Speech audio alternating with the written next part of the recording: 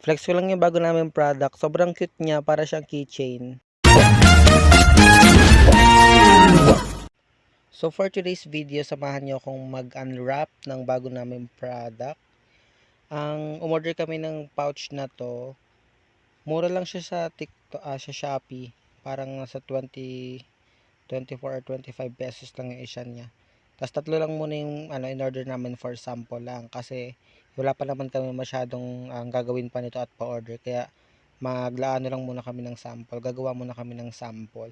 By the way, nasa kamay ko, kita may kulay blue yung sa kamay ko, chok yan. Bagong biling chok namin, bagong lagay namin dun sa product, kaya mukhang madumi yung kamay ko.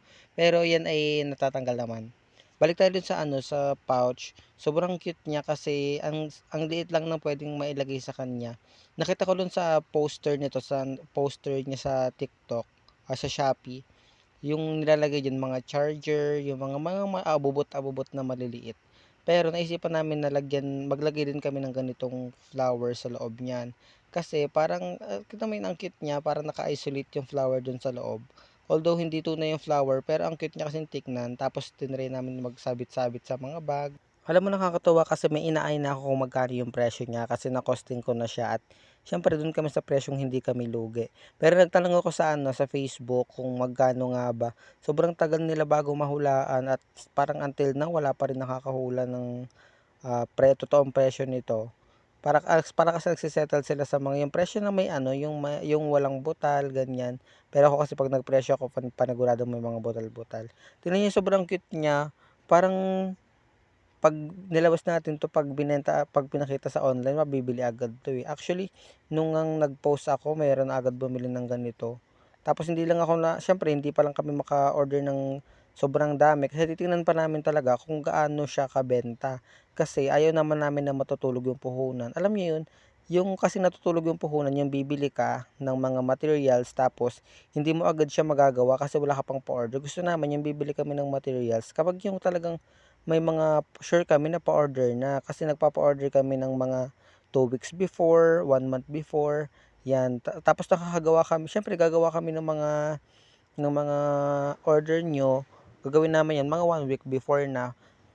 Kaya gusto namin talaga, alang gusto talaga namin, marami talaga, ay bulol-bulol na Basta gusto talaga namin yung sure na marami muna talagang bibili bago kami talaga gumawa ng madamihan at umorder kami ng madamihan. Kasi nga, sabi ko nga, matutulog lang yung puhunan kapag talagang yung bibili ka tapos wala ka pa naman pa-order. Although maganda din naman yung meron kang yung meron kang naka-store or naka-imbak lang ng mga materials. Ang akin kasi, ang tendency kasi nun, kapag mas matagal siya sa'yo, baka kasi masira o kaya naman mag-fade na yung color niya. Kaya ayoko din talaga ng maraming materials. Kaya yun, paunti-unti lang talaga. Ito, pag pinost ko to sa Facebook, for sure marami na lang mga order nito. Nung pinost ko nung nakaraan na keychain na nasa plastic, sobrang dami naming order noon, sobrang dami.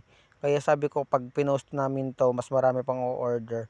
Baka ang order na naman ito, mga student na naman, mga co-student na ulit namin, tapos makikita tong vlog na to, manonood sila. By the way, yung link nitong monetize na pala tayo sa Facebook, kaya yung link nitong pinagbilhan ko, ilalagay ko dyan sa description para syempre makita nyo rin kung magkano talaga yung presyo niya at makahula kayo kung ano yung pinapahula ko. Alam mo, thankful ako sa lahat ng mga nanonood ng videos ko na ina-upload ko dito sa Facebook. Kaya naman, salamat kaibigan.